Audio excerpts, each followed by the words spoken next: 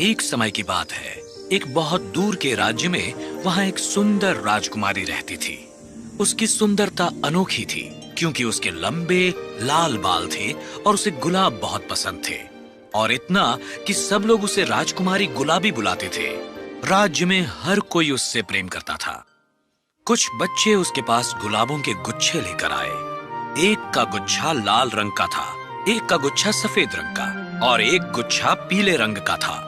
राजकुमारी गुलाबी, आपको किसके गुलाब सबसे ज्यादा पसंद आए? मुझे दुनिया के हर तरह के गुलाबों से प्यार है मेरे प्रियो। और वो उन सबको गले लगाती है गुदगुदाते हुए। सब बच्चे हंसने लगते हैं। हर शाम सूर्यास्त के बाद राजकुमारी गुलाबी बालकनी पर जाती और अपने हाथों से ताली बजाती। ओह, आओ मेरी प्यारी चिड़िया। एक सुनहरा पक्षी उड़ते हुए आता, पता नहीं कहां से, और उसके कंधों पर बैठ जाता। तुरंत ही राजकुमारी के बाल चमकने लगते, तेज लाल रोशनी से। ओह, तुम सच में बहुत शरारती हो। तुम मेरे बालों से खेलना चाहती हो? जल्द ही वो पक्षी एक जादुई गीत गाने लगता और इस गाने में राजकुमारी गुलाबी भी शामिल हो जाती है और राज्य में हर कोई सो जाता है और उन्हें सुंदर सपने आते अगले सूर्योदय तक। कितनी प्यारी आवाज थी। शुभ रात्रि मेरे प्यारे, तुम्हें प्यारे प्यारे सपने आए। और इस तरह कई साल गुजरते गए। हर शाम राजकुमारी गुलाबी उस छोटी सी सुनहरी चिड़िया के साथ एक बहुत ही प्यारी लोरी गाती ताकि सभी लोग नींद में सो जाएं और उन्हें अच्छे अच्छे सपने आए सूर्योदय तक। जब तक कि एक दिन बहुत ही भयानक घटना घटी। एक दुष्ट चुड़ैल को राजकुमारी गुलाबी का पता चल गया।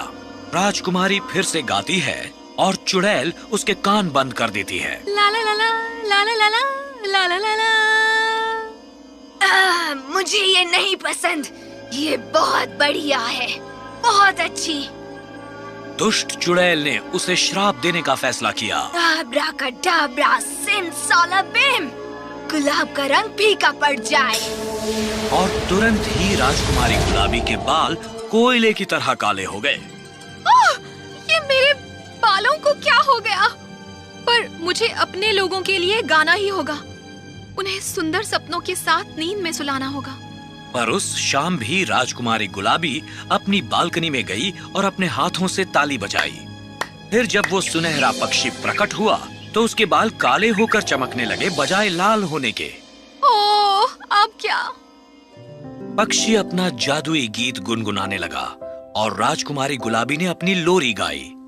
राज्य में हर कोई नींद में सो गया, पर उस रात उन्हें बुरे सपने और भयानक सपने आए। ओह, ये क्या? ये तो बहुत भयानक सपना था। सिर्फ अंधेरा ही अंधेरा था और मुझे सब जगह सांप दिखे। मुझे सपना आया कि मैं डूब रही थी। मुझे तो अब सोने से भी डर लग रहा है। अगले दिन उदास राजकुमारी ने उस पक्षी को फिर से बुलाया और अपनी चिंता से अवगत कराया और उससे इसके समाधान की मांग की। मुझे बताओ सुनहरी चिड़िया कि मैं कैसे अपने लोगों के सपने को सूरज के उगने तक सुंदर बना सकती हूँ। काले बाल गुलाब के पानी में। काले बाल गुलाब जल में? तुम्हें लगता है कि इससे कोई फायदा होगा? राजकुमारी इस सलाह के बारे में सोचने लगी और फिर भी उसका पालन किया। उसने एक टब पानी से भरा और उसकी सतह पर गुलाब की पंखुड़ियां बिखेर दी और फिर उसने अपने बाल गुलाब जल में धोए और फौरन वो लाल हो गए। ओहो, ये तो फिर से लाल हो गए। तुम्हारा बहुत बहुत धन्यवाद। उस शाम जब वो पक्षी उसके कंधे पर बैठा, उसके बालों का सुनहरा लाल प्रकाश एक बार फिर से रात के आकाश को जगमगाने लगा। राजकुमारी ने अपनी लोरी गाई और राज्य में हर कोई सो गया। उन्हें सुंदर सपने सूर्योदय तक आए। क्या वो वापस आ गई? ये दुष्ट चुड़ैल इतनी क्रोधित हो गई कि उसका श्राप तोड़ डाला गया है। उसने उसे दोबारा श्राप देने का निश्चय किया। मैं उसे अपनी शक्ति दिखाऊंगी। आब्राकाडाब्रा, सिमसालाबिम, गुलाब का रंग फीका पड़ जाए। और राजकुमारी के बाल फिर से कोयले जैसे काले हो गए। ओह नहीं, अब फिर से नहीं। मेरे साथ ये क्या हो रहा है? केवल इस बार उस चुड़ैल ने पूरे राज्य के सारे खिले हुए गुलाब तोड़ लिए।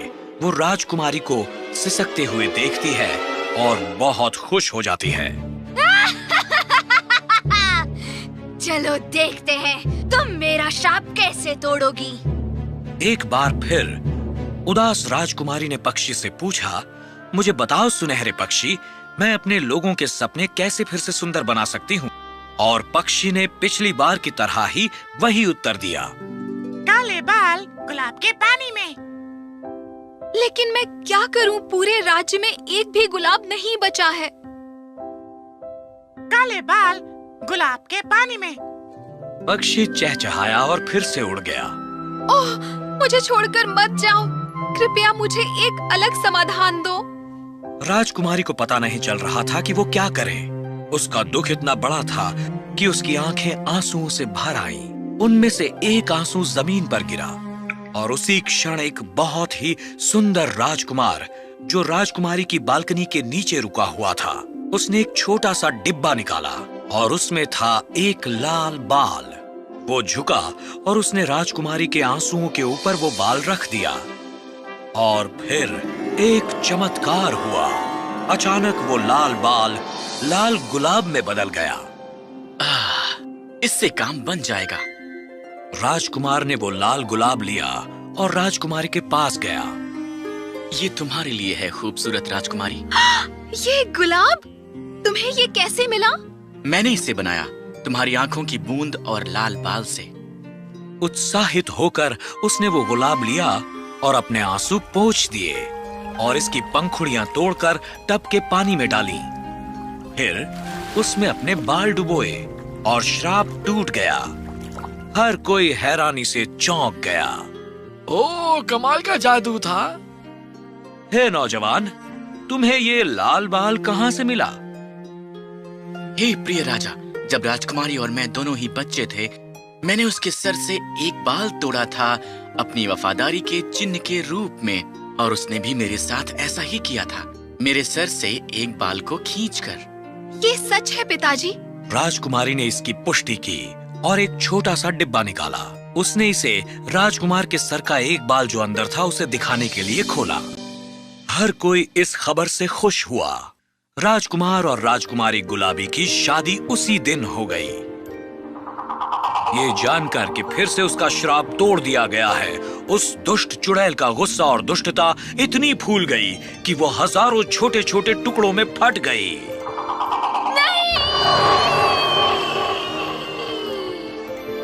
अंत में राज्य के हर बाग में फिर से गुलाब खिल उठे और ऐसा ही होता रहा। हर शाम राजकुमारी गुलाबी अपनी सुंदर लोरी गाती ताकि सभी लोग सो जाएं और मीठे मीठे सपने देखें सूर्योदय तक।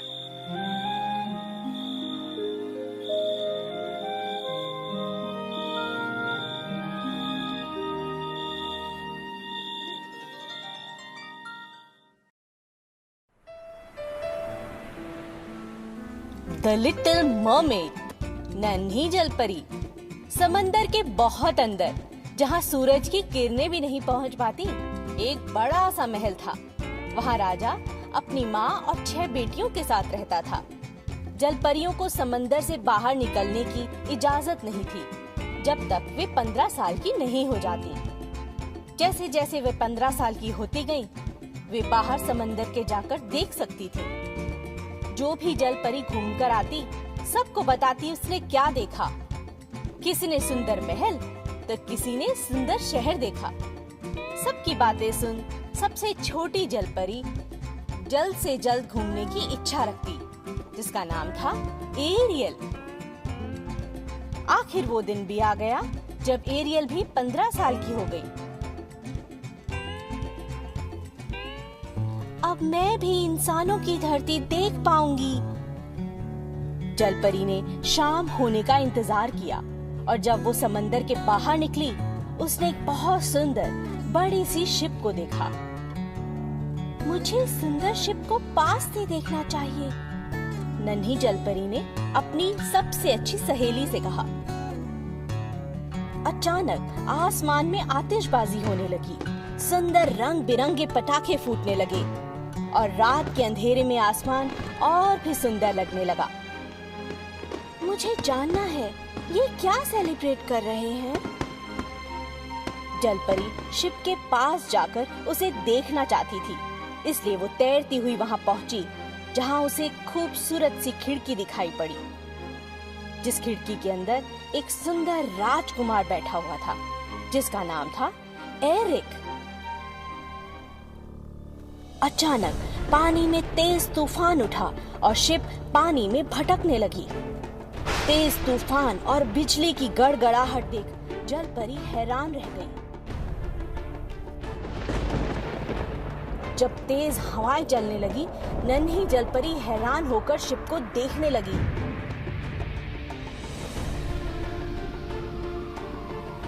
तभी जलपरी अचानक देखती है कि समंदर में राजकुमार गिर पड़ा है। वह तुरंत पानी से उसे निकालकर बचा लेती है। राजकुमार बेहोश होता है। वह उसे समंदर के किनारे ले जाती है।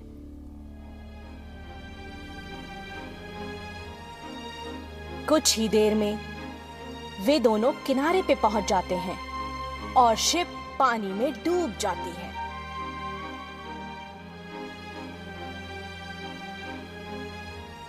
नन्ही जलपरी ने राजकुमार की जान बचा ली, लेकिन जैसे ही राजकुमार को होश आया, वह समंदर की लहरों में गायब हो गई। उसी समय एक लड़की वहां से गुजरती है और वह राजकुमार को देख उसकी मदद करती है और अपने साथ ले जाती है।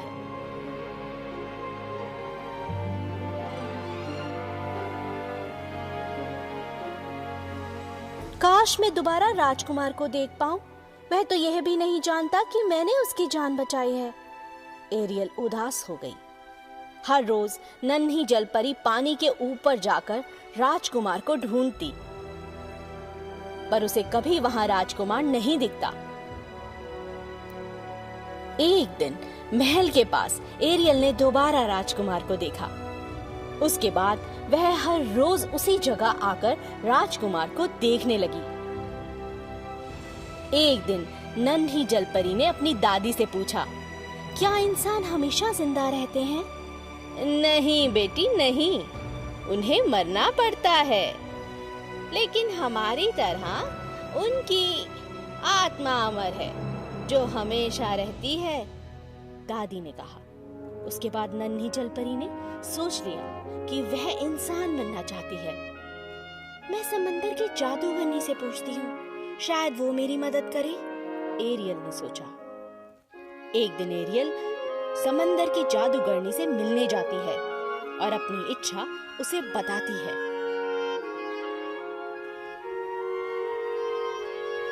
अच्छा, तुम राजकुमार से प्रेम करती हो, इसीलिए इंसान बनना चाहती हो। मैं तुम्हारी मदद करूंगी, बदले में तुम्हें मुझे अपनी आवाज देनी होगी, जादूगरनी ने कहा। एरियल मान गई, क्योंकि वो जल्द से जल्द इंसान बनना चाहती थी। जादूगरनी ने नन्ही परी को जादुई पुड़िया दी और कहा, इसे खा लो, तुम इंसान बन जाओगी। लेकिन याद रखना, अगर राजकुमार ने तुमसे शादी नहीं की तो तुम मर जाओगी। एरियल खुशी खुशी तैरती हुई समंदर के किनारे पहुंची और जादूगरनी की दी हुई पुड़िया को खा लिया। अचानक उसके शरीर में तेजी से हलचल हुई और वह बेहोश हो गई। जब एरियल को होश आया, उसने खुद को राजकुमार के महल में राजकुमार के ठीक सामने खुद को पाया। राजकुमार ने पूछा, तुम कौन हो?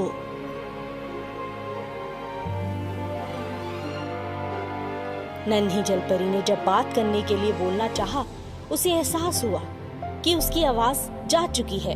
जादूगरनी ने उसकी प्यारी आवाज छीन ली है। लेकिन वह खुश थी, क्योंकि अब वह राजकुमार के पास थी। राजकुमार एरियल को अपने महल में ले गया और वो साथ साथ रहने लगे। समय बीता। तब एरियल को ये महसूस हुआ कि राजकुमार उसे केवल अच्छा दोस्त समझता है, उसे प्रेम नहीं करता। एक दिन राजकुमार जल परी से बात करने के लिए जाता है और उसे कहता है, एरियल मेरी दोस्त, आज मैं अपनी होने वाली पत्नी से मिलने जा रहा हूँ, क्या तुम मेरे साथ चलोगी? एरियल ने कहा, जरूर। राजकुमार उसी लड़की से शादी करने वाला था जो उसे समंदर के किनारे मिली थी और जिसने उसकी जान बचाई थी। वापसी के दौरान सफर में जल परी ने खूब सोचा, मैं इंसान तो बन गई पर अपने प्यार को पा न सकी। अचानक उसने देखा कि उसकी 5 बहनें शिप के पास तैर रही थी। उनकी आंखें लाल, बाल कटे हुए और हाथों में खंजर था। एक बड़ा सा चाकू था।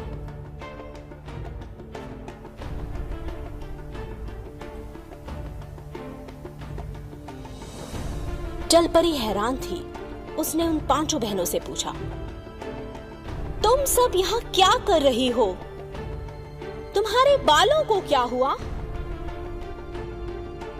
एरियल, हमें जादूगरनी ने यहाँ भेजा है।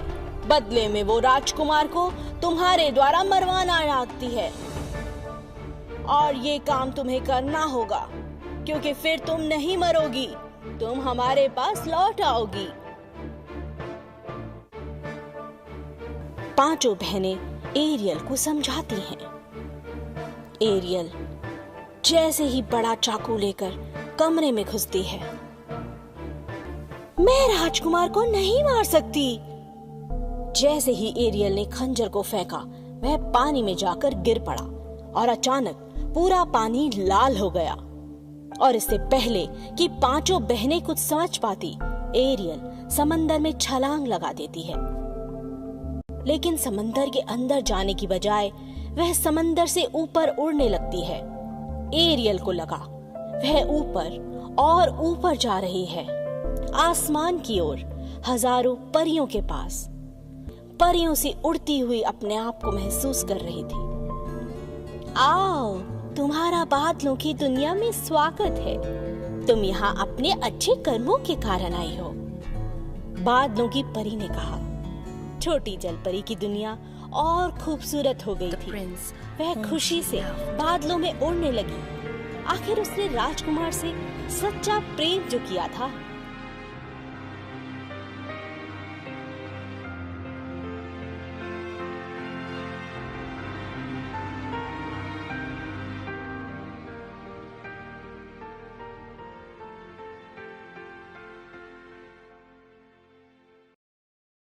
चांद लोक में एक दुष्ट जादूगर रहता था। वह बहुत दुष्ट था। उसे अच्छे लोग बिल्कुल पसंद नहीं थे। इसीलिए वह सभी अच्छे लोगों को मारकर पूरी दुनिया पर राज करना चाहता था। मैं इस दुनिया में अच्छाई को समाप्त कर दूंगा। जब भी वह किसी को अच्छा काम करते देखता तो उसे बहुत गुस्सा आता था और उसे अपने जादू से पलट देता था। मेरी आइसक्रीम गिर गई। तो तुम मेरी आइसक्रीम खा लो। जादूगर ने जादू से आइसक्रीम को सांप में बदल दिया। सब लोग इधर उधर भागने लगे। एक दिन उस जादूगर के गुरु ने उसे समझाया, छोटी छोटी अच्छाई खत्म करने से अच्छाई समाप्त नहीं होगी। दूर आसमान में परी लोग है। वहाँ की परियां नीचे आकर अच्छाई फैलाती हैं। यदि तुम उन परियों को धरती पर आने से रोक पाओ तो तुम इस धरती पर राज कर पाओगे। ठीक है गुरुजी, मैं ऐसा ही करूँगा। कुछ ही दूर एक नदी थी। जादूगर ने मंत्र पढ़कर वहाँ से परीलोक जाने का रास्ता बना लिया और उस रास्ते से परीलोक पहुँच गया। अब मैं परियों को उनके परिलोक में ही बंद कर दूंगा। तभी मैं पूरी दुनिया पर राज कर पाऊंगा। कुछ दूर चलने पर उसे 2 परियां मिली। उसने उन्हें अपने जादू से बहुत छोटा बना दिया। उनकी जादुई छड़ियां छीन ली और उन्हें पिंजरे में डाली। उसने उन्हें अपने जादू से को ढूंढता और उन्हें छोटा बनाकर पिंजरे में बंद कर देता। उसने बहुत सारी परियों को छोटे छोटे पिंजरों में कैद कर दिया और गुफा में रखना शुरू कर दिया। परियों के गायब होने से परी लोक में हाहाकार मचने लगा। एक दिन रानी परी बाकी परियों को खोजते हुए बागीचे में घूम रही थी। तभी अचानक जादूगर ने उन्हें देख लिया। यह परी तो सभी परियों से अलग है। शायद यही उनकी रानी है। इसे कैद कर लेता हूँ। इससे सभी परियां मेरी गुलाम बन जाएंगी। जादूगर ने मंत्र पढ़कर रानी परी को छोटा बना दिया और उसे अपने साथ लेकर चला गया पिंजरे की तरफ और पिंजरे में कैद कर दिया। अरे ये क्या हुआ? तुम कौन हो? अब मैं दुनिया पर राज करूंगा। जादूगर ने रानी परी को भी उसी गुफा में बाकी परियों के साथ बंद कर दिया। तुम कौन हो और हमें यहाँ पर कैद करके क्यों रखा है? तुम परियों ने दुनिया में बहुत अच्छाई फैला ली। अब मैं तुम्हें यहीं पर कैद करके रखूंगा और दुनिया पर राज करूंगा। खूब सारी बुराइयां फैलाऊंगा। धरती पर अच्छाई फैलाना हमारा काम है। तुम हमें कैसे रोक सकते हो? यह अच्छाई फैलाने का काम मुझे पसंद नहीं है। अब से तुम लोग यहीं पर कैद रहोगी। नहीं, नहीं, ऐसा मत करो। रानी परी, क्या हम यहाँ से कभी प्यारी धरती पर नहीं जा पाएंगी? बताइए, बताइए ना। सभी परियां जोर जोर से रो पड़ी। उनके रोने की आवाज दूर बैठी दादी परी तक पहुंची। दादी पर सभी परियों की रक्षा की जिम्मेदारी थी। जब उन्होंने परियों के रोने की आवाज सुनी तो वो बोली, लगता है मेरी प्यारी परियां किसी संकट में हैं। चलो, मैं उन्हें ढूंढती हूँ। गुफा के पास पहुंचकर दादी परी ने देखा कि जादूगर गुफा का दरवाजा बाहर से बंद कर रहा था। दादी परी ने जादूगर से पूछा, मेरी नन्ही परियों को छोड़ दो। सभी परियां तो मेरी कैद में हैं। तुम कौन हो? मैं दादी परी हूँ। मेरा काम परियों को तुम जैसे दुष्टों से बचाना है, समझे? अच्छा, पर तुम तो बूढ़ी हो। मेरा मुकाबला कैसे कर पाओगी? मैं तुम्हें परियों को कैद नहीं करने दूंगी। मैं उन्हें तुमसे मुक्त करा दूंगी। दोनों ने अपनी अपनी छड़ी से एक दूसरे को मारना शुरू कर दिया। कुछ देर में दादी परी ने जादूगर का सारा जादू समाप्त कर दिया और उसे साधारण इंसान बना दिया। ये तुमने क्या किया? मैंने तुम्हें एक साधारण इंसान बना दिया है। तुम्हारी सारी शक्तियाँ मैंने खत्म कर दी हैं। अब तुम यहाँ से चले जाओ, समझे? नहीं, नहीं, नहीं। दादी परी ने जादूगर को उसी नदी में वापस गिरा दिया जहाँ से वह परी लोक आया था। नहीं छोड़ूंगा, मैं तुम सबको नहीं छोड़ूंगा। मैं तुम सबको मार डालूंगा, नहीं छोड़ूंगा। दादी परी ने सभी परियों को मुक्त करा दिया और बाद में जादूगर के गुरु को एक नीली आंखों वाली परी, सोनम परी। बहुत साल पहले परीलोक की प्यारी दुनिया में सोनम नाम की एक नीली आंखों वाली सुंदर परी रहती थी। वो हमेशा अपनी सहेली मित्रा परी के साथ पृथ्वीलोक की सैर पर आती रहती थी। एक दिन सवेरे वो मित्रा परी के पास पहुंच गई। मित्रा, काफी दिन हो गए पृथ्वी लोक गए हुए। चलो आज सैर कराते हैं। ठीक है, चलो चलते हैं। मैं भी तैयार हूँ। पृथ्वी के नजारे देखने का मजा ही कुछ और है। दोनों परियां साथ में धरती लोक की ओर उड़ने लगती हैं। उन्हें आसमान से बहुत ही सुंदर नजारा दिखाई देता है।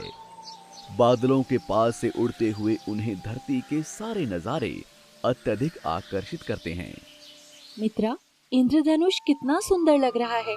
वो झरना देखो, उसमें स्नान करने का तो आनंद ही कुछ और होगा। नहाना छोड़ो, पहले तो मैं इस मीठे पानी का स्वाद लेना चाहती हूँ। चलो। दोनों परियां झरने का पानी पीकर जैसे ही मुड़ती हैं, वैसे ही उन्हें एक घोड़ा दिखाई देता है जो झरने का पानी पी रहा होता है। वहीं पास में एक सुंदर सा राजकुमार उनकी ओर आ रहा होता है। आप दोनों सुंदर परियां पृथ्वीलोक पर हमारी मेहमान हैं। मैं तो आज शिकार की तलाश में कुछ दूर ही निकल आया। भूख और प्यास दोनों लगी थी। ये झरना देखा तो सोचा अपने और अपने घोड़े मोती की प्यास तो बुझा लूं। मेरा नाम सिद्धार्थ। क्या मैं आप दोनों का परिचय जान सकता हूँ? मेरा नाम सोनम है और ये मेरी प्यारी सहेली मित्रा है। बहुत खुशी हुई आपसे मिलकर। जीवन में पहली बार परियों से मुलाकात हो रही है। वो बड़े ध्यान से सोनम परी को निहार रहा था और दूसरी तरफ सोनम परी भी उसे तिरछी नजर से प्यार से देख रही थी। चलिए कुछ खा लिया जाए। इस घने जंगल में क्या मिलेगा हमें? आप लोग चलिए, मैं आपको अपने राजमहल में चलकर हर प्रकार का व्यंजन खिलाऊंगा। भोजन के लिए इतनी दूर जाने की क्या जरूरत? इतने में सोनम परी अपना हाथ उठाकर जादुई सितारा छड़ी से बहुत सारे अलग अलग प्रकार के व्यंजन प्रस्तुत कर देती है। यहाँ तक कि राजकुमार के घोड़े के लिए भी व्यंजन प्रस्तुत हो जाता है। राजकुमार ये देखकर आश्चर्यचकित हो जाते हैं। वे तीनों साथ में बैठकर भोजन करते हैं। आपने सही कहा था, ऐसा भोजन तो राजमहल में भी नहीं किया। आप दोनों भी एक दिन मेरी मेहमान नवाजी स्वीकार कीजिए। राजकुमार, आपके निवेदन के लिए बहुत बहुत धन्यवाद। लेकिन कुछ ही देर में सूर्यास्त हो जाएगा और सूर्यास्त के बाद हम लोग पृथ्वी लोक पर नहीं रहना चाहते। हम किसी दिन जरूर आएंगे। मैं आप दोनों का इंतजार करूंगा। दोनों परियां आकाश में उड़ जाती हैं। राजकुमार देखता ही रह जाता है। एक जालिम जादूगरनी सीना दूर खड़ी होकर राजकुमार को देख रही होती है। वो राजकुमार की सुंदरता पर मोहित हो जाती है। वो एक सुंदर स्त्री का भेष बनाकर राजकुमार के सामने प्रस्तुत हो जाती है। राजकुमार, मेरा नाम सीना है। आप इस जंगल में अकेले क्या कर रहे हो? मेरे साथ चलो, मैं तुम्हें स्वर्ग की सैर करवाऊंगी। मुझे पहले से ही बहुत देर हो चुकी है, राजमहल जाना है। राजकुमार, मुझे आप बहुत प्यारे लगे। मेरे साथ रहोगे तो जिंदगी भर खुशियाँ ही खुशियाँ मिलेंगी। मैं तुम्हें पलकों पर बिठाऊंगी। क्षमा कीजिए, मुझे जल्दी ही जाना होगा। इतना कहकर राजकुमार ने घोड़े को एड़ लगाई और घोड़ा तेजी से आगे निकल गया। जादूगरनी हाथ मलते रह गई। राजकुमार, तुम अभी तक मेरी सच्चाई नहीं जानते हो। तुम्हें एक दिन मैं अपना बना कर रहूंगी। कई दिन बीत जाते हैं। राजकुमार को सोनम परी का इंतजार था, लेकिन वो नहीं आती। राजकुमार फिर उसी झरने के पास घोड़े पर बैठकर पहुंच जाता है। अचानक सामने से सोनम परी एक सुंदर राजकुमारी के रूप में आकर खड़ी हो जाती है। राजकुमार उसे बड़े ध्यान से देखता है। मैं जानती हूँ राजकुमार, आप मेरा ही इंतजार कर रहे थे। सोनम, तुम्हारे पंख कहाँ गए? मैं राजकुमारी बनकर आई हूँ। तुम्हारी आंखें नीली क्यों नहीं हैं? क्या तुम्हें नीली आंखें ज्यादा पसंद है? हाँ, मुझे नीली आंखें बहुत पसंद हैं। वो भी सोनम परी की नीली आंखें ही मुझे ज्यादा पसंद हैं। क्या मतलब? तुम मेरी सोनम परी नहीं हो, तुम जादूगरनी सीना हो। मुझसे विवाह करो। कदापि नहीं। जादूगरनी सीना ये जान जाती है कि राजकुमार उसे पसंद नहीं करता। वो गुस्सा हो जाती है। जाओ, तुम यूनिकॉर्न बन जाओ, चारों तरफ भटकते रहो। राजकुमार यूनिकॉर्न बन जाता है। जादूगरनी वहां से चली जाती है। इतने में सोनम परी आकाश मार्ग से वहां आ जाती है। यूनिकॉर्न दौड़कर सोनम परी के पास आ जाता है और उसका हाथ चाटने लगता है। सोनम परी भी उसे प्यार करती है। आपने मुझे पहचान कैसे लिया? मन की आँखों से। आप सचमुच मुझे बहुत प्यार करते हो। आपको यूनिकॉर्न किसने बनाया? एक दुष्ट जादूगरनी सीना ने। मैं जब उसका नहीं बना तो उसने मुझे यूनिकॉर्न बना दिया। हे राजकुमार, मैं रानी परी से कहकर आपको फिर से राजकुमार बना दूंगी। मैं अभी जा रही हूँ। सोनम परी आकाश से उड़ते हुए रानी परी के पास पहुँच गई। उनसे एक चमत्कारी मोती लेकर यूनिकॉर्न बने राजकुमार के पास आ गई। उसने मोती के चमत्कार से यूनिकॉर्न को फिर से राजकुमार बना दिया। दोनों बहुत खुश हो गए। जादूगरनी फिर वहाँ आ गई। तुम राजकुमार बन गए तो क्या हुआ? मैं तुम्हारा वो हाल करूंगी कि सोनम परी को देखने लायक भी नहीं रह जाओगे, अंधे हो जाओ। राजकुमार की आंखों की रोशनी चली गई और वो अंधा हो गया। मुझे कुछ नहीं दिखाई दे रहा है। राजकुमार, चिंता मत करो। मैं अपनी आँखों की रोशनी तुम्हें देकर तुम्हारी जिंदगी रोशन कर दूंगी। नहीं नहीं सोनम परी, ऐसा मत करो। मैं अंधा हो गया तो क्या हुआ? अब मैं तुम्हारी आंखों से दुनिया देख सकता हूँ। रानी परी वहाँ उपस्थित हो जाती है और अपने जादुई चमत्कार से जादूगरनी को कैद कर देती है और उसका जादू नष्ट कर देती है। जादूगरनी, प्यार छीनने का नाम नहीं है, बल्कि त्याग और समर्पण का दूसरा नाम है। सोनम परी और राजकुमार, तुम दोनों एक दूसरे के लिए बने हो और सच्चा प्यार करते हो। सच्चे प्यार को कोई हरा नहीं सकता। ये लो, तुम्हारी आंखों की रोशनी वापस आ रही है। अब तुम दोनों एक दूसरे के साथ सुखपूर्वक जीवन यापन कर सकते हो। मेरा आशीर्वाद तुम्हारे साथ है। राजकुमार सिद्धार्थ का विवाह सोनम परी से हो जाता है और वो सुखमय जीवन बिताने लगते हैं।